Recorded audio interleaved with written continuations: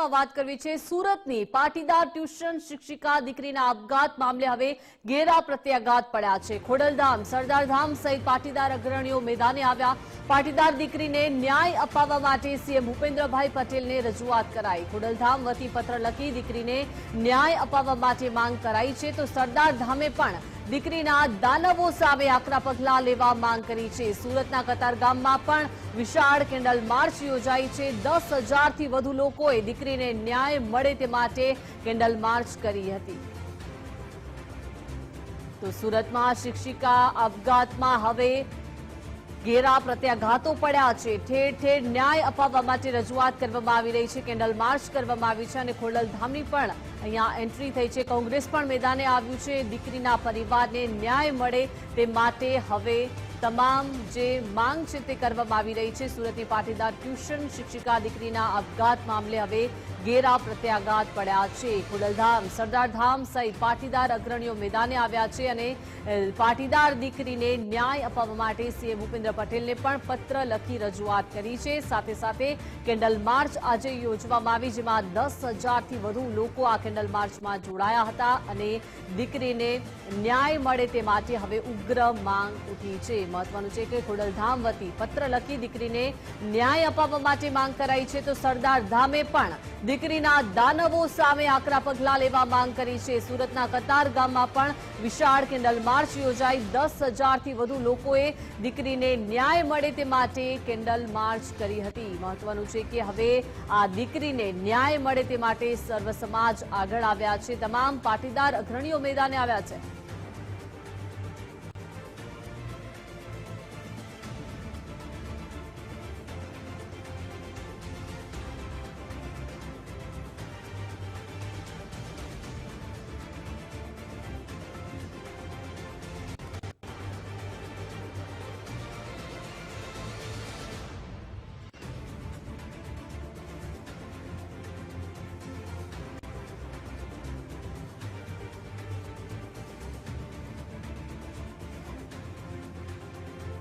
તો દીકરીને હવે ન્યાય મળે તે માટે સર્વ સમાજ આગળ આવ્યો છે। જોઈ શકાય છે વિશાળ સંખ્યામાં, મોટી સંખ્યામાં લોકો કેન્ડલ માર્ચમાં ઉપસ્થિત છે અને દીકરીને જલ્દીમાં જલ્દી ન્યાય મળે તે માટે રજૂઆત કરવામાં આવી છે। સુરતની પાટીદાર ટ્યુશન શિક્ષિકા દીકરીએ પોતાનો જીવ ટૂંકાવ્યો। એક નરાધમ શખ્સ, એક યુવક કે જેને છેલ્લા ઘણા સમયથી પજવણી કરતો હતો, હેરાન પરેશાન થઈ ગઈ હતી અને આખરે આ દીકરીએ જીવન ટૂંકાવ્યું છે અને ત્યારબાદ હવે પાટીદાર સમાજ આગળ આવ્યો છે, ઉગ્ર રજૂઆત કરી રહ્યો છે। વિશાળ કેન્ડલ માર્ચ આજે સુરતમાં યોજવામાં આવી, જ્યાં 10,000થી વધુ લોકોએ દીકરીને ન્યાય મળે તે માટે કેન્ડલ માર્ચ કરી છે। એટલે કે સરદારધામે પણ દીકરીના દાનવો સામે આકરા પગલાં લેવા માટે ઉગ્ર માંગ કરી છે। સાથે સાથે ખોડલધામ પણ આગળ આવ્યું છે।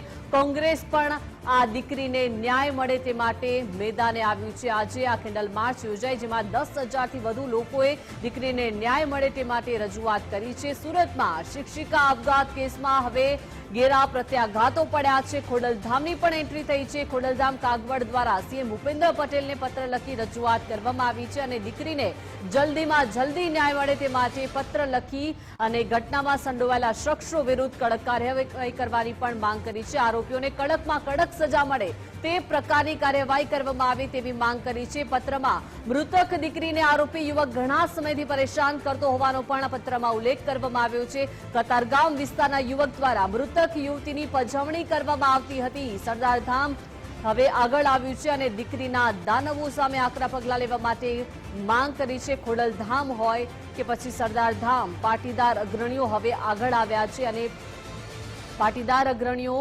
દીકરીના પરિવારને ન્યાય મળે તે માટે મેદાને આવ્યા છે। પાટીદાર દીકરીને ન્યાય અપાવવા માટે સીએમ ભૂપેન્દ્ર પટેલને રજૂઆત કરી છે અને આવી કૃત્ય કરનારા લોકોને હવે બક્ષવામાં નહીં આવે। આવા તત્વોના લીધે અનેક સમાજની દીકરીઓ ભોગ બને છે।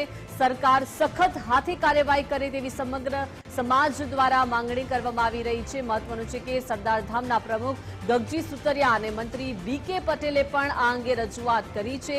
મહિલા કોંગ્રેસના પૂર્વ પ્રદેશ પ્રમુખ જેની ઠુમરે પણ સીએમને પત્ર લખ્યો છે, ઉગ્ર માંગ કરી છે। કતારગામ વિસ્તાર અસામાજિક તત્વોના બાનમાં છે તેવું પણ જણાવવામાં આવ્યું છે અને મૃતક દીકરી સહિત પરિવારને પણ માનસિક ત્રાસ અપાયો હતો અને આખરે આ દીકરીએ જીવન ટૂંકાવ્યું. બદનામ કરી મરવા માટે મજબૂર કરનારા સામે હવે કડક સજા થવી જોઈએ તેવી ઉગ્ર માંગ ઉઠવા પામી છે.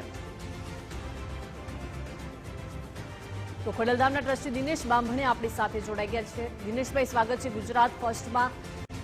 સુરતની પાટીદાર ટ્યુશન શિક્ષિકા દીકરીના આપઘાતના હવે પ્રત્યાઘાતો ઘેરા પડ્યા છે. ખોડલધામ, સરદારધામ સહિત દરેક પાટીદાર અગ્રણીઓ હવે મેદાને આવ્યા છે. દીકરીને ન્યાય મળે તે માટે રજૂઆત કરવામાં આવી છે. આપની પ્રતિક્રિયા?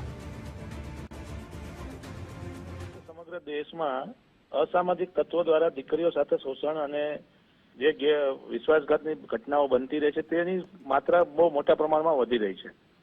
લોકો અત્યારે દીકરીઓને કે બાળકોને સુરક્ષિત કઈ રીતે રાખવા એની ચિંતામાં છે. ત્યારે સુરતમાં જે બનાવ બન્યો છે તેમાં સમગ્ર પાટીદાર સમાજ હોય કે અન્ય કોઈ પણ સમાજ હોય એ તમામ સમાજો આ બાબતથી ચિંતિત છે કે સરકાર આના માટે પણ કંઈક વિચારે અને કાયદાકીય પ્રક્રિયામાં એવી પ્રાવધાન કરવામાં આવે કે આવા અસામાજિક તત્વો જે હોય એની સામે કડકમાં કડક કાર્યવાહી થાય. અત્યારે જે બનાવો બની રહ્યા છે તે ખૂબ જ નિંદનીય છે અને આવી ઘટનાઓ ન બને એના માટે શું કાર્યવાહી થાય એ માટેની આ તમામ લોકો, તમામ સમાજો, તમામ આગેવાનો, તમામ સંસ્થાઓ, સંગઠનો સરકારને રજૂઆત કરી રહ્યા છે. સુરતમાં કોઈ પણ દીકરી હોય, કોઈ પણ સમાજની હોય કે કોઈ પણ પરિવારની દીકરીને પોતાનું જીવન ટૂંકાવવું પડે એ તો ખૂબ જ ગંભીર ઘટના છે. અને આવી બાબતમાં લઈને આ લેભાગુ તત્વો જેટલા બી હોય છે અને અસામાજિક તત્વોનો કોઈ પણ સમાજ નથી હોતો, એ તમામ લેભાગુ તત્વોને સજા થાય એના માટેની કાર્યવાહી થાય એવી તમામ ગુજરાતની પ્રજા લોકો ઈચ્છી રહ્યા છે. જી બિલકુલ, આભાર દિનેશભાઈ ગુજરાત ફર્સ્ટ સાથે જોડાયા તે બદલ. એટલે કે સુરતની પાટીદાર ટ્યુશન શિક્ષિકા દીકરીના આપઘાત મામલે હવે ઘેરા પ્રત્યાઘાત પડ્યા છે. સંવાદદાતા રાકેશ આપણી સાથે જોડાઈ ગયા છે. રાકેશ, પાટીદાર ટ્યુશન શિક્ષિકા દીકરીના અત્યારે ઘેરા પ્રત્યાઘાતો પડ્યા છે. સુરતમાં કેન્ડલ માર્ચ યોજવામાં આવી અને ખોડલધામ, સરદારધામ કે સહિત અનેક પાટીદાર અગ્રણીઓ હવે મેદાને આવ્યા છે. કોંગ્રેસ પણ મેદાને આવ્યું છે. એટલે કે ઉગ્ર માંગ હવે ન્યાય મળે તે માટે થઈ રહી છે.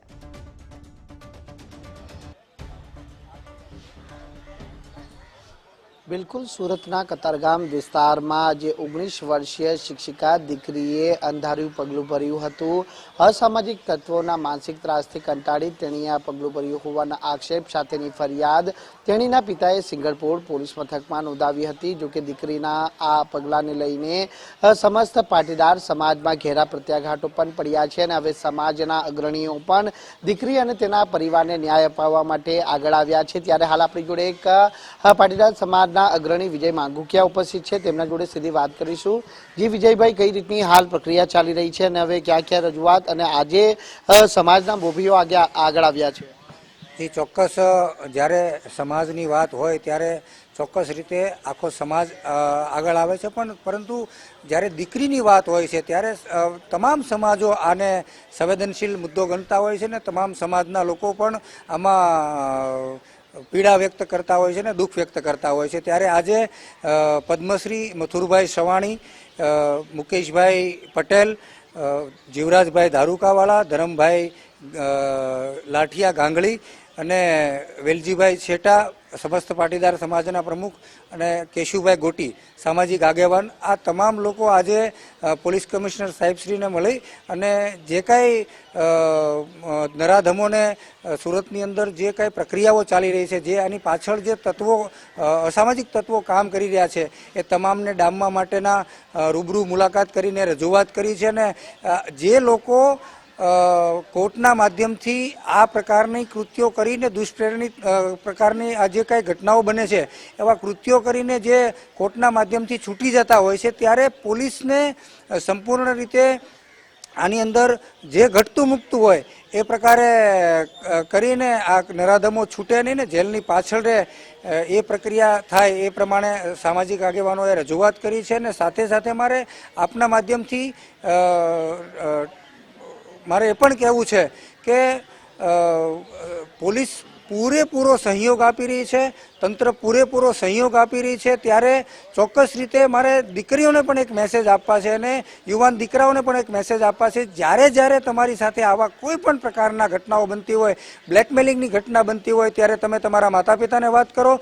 માતા પિતાને વાત ન કરી શકો તો તમારા કોઈ મિત્ર હોય, અંગત ફ્રેન્ડ હોય, એમને વાત કરો અને ત્યારબાદ એમને પણ વાત ન કરી શકતા હોય તો સામાજિક અગ્રણીને વાત કરીને આ પ્રકારનું ઘટના ન બને અને આ પ્રકારે સુસાઇડ ન કરવા જોઈએ, એ માટે અમે સૂચિત પણ કરીએ છીએ. પ્રશ્ન પૂછવા માંગીશ કે આરોપી પક્ષના લોકો અને સમાજના લોકો પણ આગળ આવ્યા છે કે ખોટી રીતે આ જે યુવાનને છે તે ફસાવવામાં આવી રહ્યો છે, એવા આરોપ પણ લગાડવામાં આવ્યો.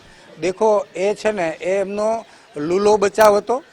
દીકરીને મર્યા પછી એનો મોતનો મલાજો રાખ્યા વગર એના સમાજના અમુક લોકો, આખો સમાજ નથી આવ્યો, સમાજના અમુક લોકો કહેવાતા એ લોકો આગળ આવ્યા છે ને, ત્યારે ચોક્કસ કહીશ કે આ બનાવટી મેસેજો હતા અને એક તરફી જે દીકરીને હજુ પણ મોતનો મલાજો રાખ્યા વગર દીકરીને એક તરફી જે મેસેજ વાયરલ કરીને જે પ્રમાણે બદનામ કરવાની જે લોકો કોશિશ કરી રહ્યા છે, એમને અમે પોલીસ કમિશનર સાહેબને પણ અમે રજૂઆત કરી છે ને ગૃહ વિભાગને પણ અમે જાણ કરી છે કે આ પ્રકારના એક તરફી બનાવટી મેસેજો કરીને સોશિયલ મીડિયામાં જે લોકોએ વાયરલ કર્યા છે એમના વિરુદ્ધ સાયબર ક્રાઇમની અંદર ગુનો દાખલ કરીને એમને પણ જેલના હવાલે કરવામાં આવે ને કોર્ટના ધક્કા ખવડાવવામાં આવે, એટલે ખબર પડે કે દીકરી મર્યા પછી પણ એનો મોતનો મલાજો રાખ્યા વગર જે લોકો આ પ્રકારના કૃત્યો કરે છે એનો કેટલો દંડ ભોગવવો પડતો હોય છે. બિલકુલ, જે પ્રમાણે આપણે સાંભળ્યું હશે કે આજરોજ સમાજના અલગ અલગ મોભી અને અગ્રણીઓ દ્વારા પોલીસ કમિશનરને રૂબરૂ મળ્યા છે અને તે અંગેની વિશેષ રજૂઆત કરી છે કે આ સમગ્ર ઘટનાની અંદર તટસ્થ તપાસ કરવામાં આવે, જે કોઈ પણ કસૂરવારો છે તેમના સામે કાયદાકીય કોડો વીજવામાં આવે, જેથી કરીને આગામી સમયની અંદર કોઈ સમાજની અન્ય દીકરી ભોગ ન બને. જી બિલકુલ, આભાર રાકેશ વિગત સાથે જોડાયા તે બદલ.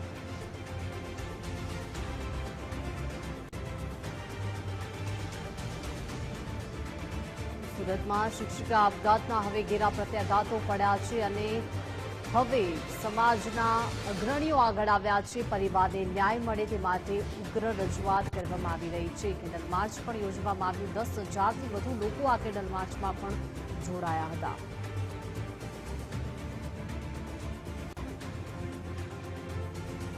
સુરતના કતારગામમાં શિક્ષિકાના આપઘાતને લઈને ગઈકાલે આરોપી પક્ષના લોકોએ કમિશનર કચેરીએ રજૂઆત કરી હતી અને સમાજના આગેવાનોને મૃતક શિક્ષિકા સામે આરોપ લગાવ્યા હતા. શિક્ષિકા દ્વારા આરોપીને મેસેજ કરાતા હતા તેવું સુરેશ દેસાઈએ જણાવ્યું છે. ઘટના અંગે અમે પણ દુઃખ વ્યક્ત કરીએ છીએ. દીકરા પર આક્ષેપ થોપી બેસાડવામાં આવે તે યોગ્ય નથી તેવું જણાવ્યું છે. આગેવાન સુરેશ દેસાઈએ યોગ્ય તપાસ કરવા માંગ કરી છે. બંને દીકરો અને દીકરી એક જ ઇન્સ્ટિટ્યૂટની અંદર ટ્યુશનમાં હશે, જ્યાં દીકરી આસિસ્ટન્ટ ટીચર તરીકે કામ કરતી હતી. હવે ત્યાં કોઈક એમની મિત્રતા થઈ હશે. હવે એ વાતની એના પિતાને એ ટાઈમે ખબર પડી હતી, આજથી 6-12 મહિના કે જે બી હોય, 12 મહિના પહેલાની વાત છે. તો એના પિતાએ ડાયરેક્ટ એના વિષ્ણુભાઈ એમના પિતા છે એમને ફોન કરીને જાણ કરી અને કીધું કે ભાઈ તારા વિષ્ણુભાઈના કહેવા પ્રમાણે તો એવું કે ભાઈ એ તો એમ કહેતો હતો કે ભાઈ તું તારા દીકરાને સમજાવી દે કે તમારા બંનેનું મર્ડર કરી દઈશ. પણ એ વસ્તુ આપણે માન્ય રાખતા નથી કે જે બી હોય. પણ તરત જ વિષ્ણુભાઈએ એનું એક્શન લીધું અને એના દીકરાને બોલાવી અને કીધું કે ભાઈ આ બધું જે હોય તો તાત્કાલિક બંધ કરવાનું છે. એટલે જીમેલની અંદર દીકરીએ મેસેજ મોકલ્યા, જેના અમે પુરાવાઓ લઈને અને જે સ્ક્રીનશોટ આપ્યા છે.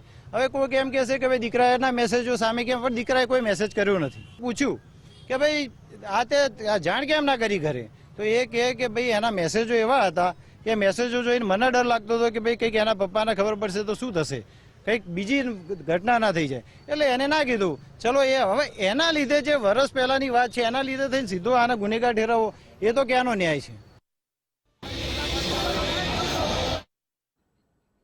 તો સુરતમાં ન્યાય માટે પાટીદાર સમાજની કેન્ડલ માર્ચ યોજાઈ. કતારગામની શિક્ષિકાને ન્યાય મળે તે માટે કેન્ડલ માર્ચ.